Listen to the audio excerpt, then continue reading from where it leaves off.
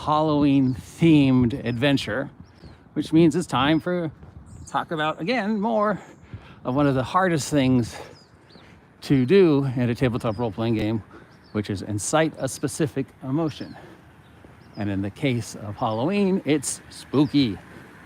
How do we incite spooky? How do we run a Halloween adventure? Can we run a Halloween adventure in today's day and age? Or have we just grown so blasé to spookiness that no matter what you throw at them as a DM, they'll just see it as another encounter, right? Another armor class hit points. What do I get for killing it? And this is hard, right? Because it's not like there's one be-all answer. It's like writing a script for a horror movie book, a horror book. Everything that I write or say, there'll be somebody else who says something completely different. Also, we're hoping to see some spooky lawns, and I see one already. So I'll show that to you guys in just a sec. There we go. Spooky. Okay. Now we know there are mechanics in place, right? Those, whatever. And if the saving throw is made, X happens. And if the saving throw is missed, Y happens. And you can just come up with various saving throws to reflect the responses to spookiness. If you fail this saving throw, you're at disadvantage because you're scared. If you fail the second saving throw, you're going to start running away, et cetera, et cetera, et cetera, et cetera. I always thought the saving throw should more reflect the stupidity of characters in horror movies and films. You know, like fail saving throw and you decide to hide in the most obvious place possible while separating yourself from the group. Oh, and you're in your underwear? Yeah, that would be more appropriate than just run away or disadvantage. But how do you run this, OGGM? How do you run this spookiness at my table? We're establishing that you can't force the emotion. Spookiness just has to happen naturally. Are there tips and tricks and things that we haven't already gone over? And I think the first one, this is one that I'm borrowing from a friend. I think his name was Phil. Don't tell them it's haunter. The setup, you're already one step closer to hopefully getting to where you want to be on this ride. All right, so don't tell them. It's just a normal adventure, continuing from whatever I was running last week. It just happens to be in October. But yeah, don't give any clues from the previous adventure. So when they sit down and start playing, they are under the assumption that today's game is just like every other game. There's no difference. That's the first one, all right? The second one is, here we go, here's some more. Is slowly build the anticipation. Start out off as one thing and then halfway through flip the script. So suddenly it's something else. Make them think it's a diplomacy mission. This is the one that my friend gave me the example for. Make them think it's one thing. Make them think they're just doing a diplomacy mission. They have to go around town doing a scavenger hunt, just normal, everyday campaign stuff. But then the zombie plague hits, right? And it's one NPC bumps into them and is acting really weird. And then they see something down the block. There's people acting really weird, but you know, it's Waterdeep, it's Freeport. People are already always acting weird. People are always jumping in people's faces. The fact that guy just bit the other guy, is that something weird or is that just a normal Saturday? So you slowly build it up, right? And enter between the normal everyday stuff of just the city or the countryside going through its average thing, but then just more and more things keep happening and at a more and more breakneck speed, and you don't give them a time to rest. I don't know if you heard anything I just said. I don't know if you heard anything I just said because I lost my thing. So I'm going to try recording this a normal way since we seem to be losing connection. All right, so if you guys don't hear me, let me know. So I repeat, because I don't know how much of what I just said is lost. Started as a normal scenario, and then slowly build up the horror. You know, they're walking along and they see something happen that triggers. And then there's another thing, and that's kind of weird, and it's more triggering. And then there's a third thing, and it just escalates and escalates and escalates. And once that horror timer starts, you don't stop it. You're just constantly throwing it at them. So they don't have time to rest. They don't have time to think. They don't have time to remember this is a game. That's probably something you can do. I would think that would work. You know, that's basically how horror movies work. Or scary dark rides work. Oh, perfect timing. Do you have something you want to say? All right. The buildup of the roller coaster. Da, da, da, da, da, da, da. You know that cliff is coming.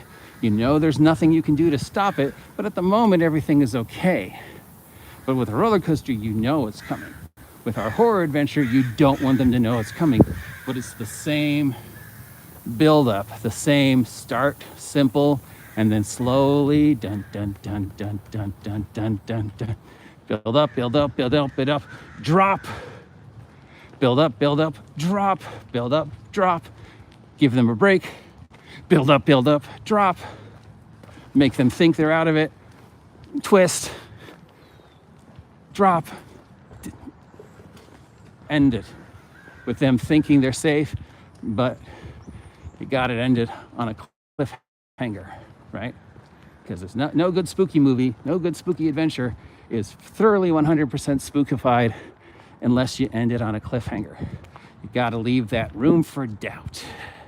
Now, these are all things that seem relatively simple, but can be very, very hard to work out with, you know, we're sitting at a table in a public place and daylight, you know, and we've got our dice and our books and our sodas, and we're laughing about the last week's episode of TV show or meme or whatever. That suspension of disbelief is kind of hard to establish. Being on the internet, even harder, because I'm safe in my house. My only connection to you is through this comptometer. How much I see or don't see is solely based upon my connection. And we could lose the connection like I did. Right? So how scary can that be? Oh, there's another one. And, you know, it can't be, or right? You can't force it. You guys have been here for like 4 or 5 years in a row. Still haven't finished that wine, guys, huh? They're probably waiting for a waiter.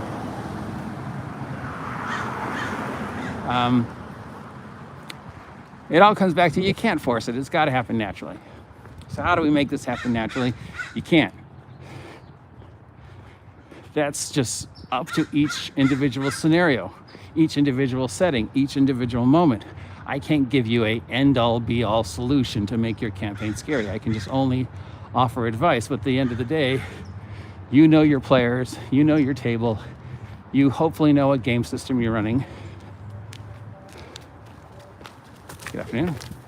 It's a young Peter Kipavali. So hopefully you can use these tricks. Other tricks that we use in the theater business is voice, how we speak, how we use sound. By just altering our voice, we can subconsciously trigger things, like if we start to whisper and talk in a more quiet tone, that forces them to get closer. And as they're closer, that's building up the anticipation. Why is the OGGM whispering? And you slowly, again, start describing. Remember, as we said last time, tell, don't show. I'm just slowly describing. Cal's in a hallway. Everything seems to be okay. The hallway is green with flickering neon lights and a vaguely orangish carpet, and it smells like day-old sawdust. There's a bunch of doors. Each door is exactly the same to the last door. The only thing different is the numbers. Cal's just walking down this hallway. He looks to his right. Door. He looks to his left. And then suddenly, right? Yeah. That's one trick. The other trick is words. We talked about this in the last time. Certain words in the English language trigger emotion. There are lists of words that consciously or subconsciously trigger an emotion. Murmur, petulant, pulsating, mucus, phlegm, oozing, dismal. Pepper these words in your monologues when you're describing the scene. And finally, the most important, of course, is never forget, players are their own worst enemy. This is the greatest tool you have in your game master arsenal. Let their own imagination, let their own actions work against them. Because no matter what you describe, how well or how poor, it will never be as realistic as what they imagine. And if you can play on that, where you leave open-ended descriptions, you leave open-ended questions, their imagination will fill in the blank, and that will make it a lot more scary. Now, there's also mechanics from simple fear saving throws and having a wider variety of things that happen when they fail the fear saving throw. And you want these saving throws and these things to be progressive, to again reflect that building tension. Is this the round where the bricks fall, right? You don't just want to slap that -1 onto them. It should be progressive. So every time they fail that saving throw, there is the looming doom that the next saving throw will be hexadecimally that much harder. Yeah, I used a big word in the sentence. I used hexadecimal. Suck it, person who thinks I'm an idiot. Right? So don't just, blanket fear. No. Spread it out. Each saving throw builds up on the potentialness of the next saving throw being that much worse, because then they're invested, right? The excitement and the fear of what the next dice roll is going to be. It's Jenga. Is the next pole going to be the one that causes the tower to fall? And I know by making my pole, I've increased the chances that the tower is going to fall. So that's something you could do too. That's the simplest, right? These progressive disadvantages, this progressive use of the traits like exhaustion and hindered terrain, reducing out of character talk, reducing the amount of time they can reference the player's handbook. You can dim the lights. It's cheap. But mainly, theater of the mind is your friend. Don't tell them it's a skeleton. Don't tell them it's a blob. Don't tell them it's a witch. Show them. Show them through your words and your actions and your descriptions and how the phantasm behaves. Let them fill in the blanks. Even if they succeed on a knowledge, insight, investigation, whatever chart, always make them think like the difficulty was 1 higher. I use that one a lot, Cal, in case you're paying attention. And Always give them as vague as an answer as you can while still providing them with the building blocks they need to fill in the blanks, because that's what you're relying on. That's what you're relying on in a good horror movie, a good thrill ride, a good video game, or a good adventure, especially if you're going to run a Halloween adventure, is their suspension of disbelief. They're giving themselves permission to react, and their imagination being their worst enemy in this scenario. All right? Just look at any good horror movie. It's from our point of view of the audience, or the point of view of the final girl. We rarely see the shape. We only see aspects. We only see the idea of the phantasm. We only see the idea of the creature. It's not till the second act where we actually see Michael Myers, right? Where we actually start to question our perception. So every trick you're going to hear from anybody about running spookiness is probably just, boiled down to let them fill in the blanks.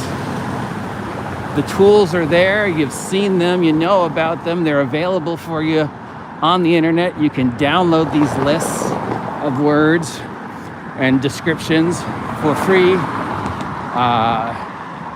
You can download multiple authors' guides to how they wrote spooky movies and stuff like that for free. There's plenty of movies you can watch on TV right now. So the tools are there. It's just taking those tools and translating them to the game table. Your worst enemy is going to be trying to force the emotion. Your best enemy is going to be their imagination filling in the blank and just using words and using the mechanics, especially if it's a mechanic that doesn't often get used, like exhaustion, to fill in the blanks. And then the anticipation of the dice rolling and failing becomes paramount to the same anticipation of when is the jump scare going to happen. I've gotten myself into this. How do I get myself out of this? What's around the corner? Why did I do this? And I really like the idea of not telling them. That would probably be the first thing I'd put on your list.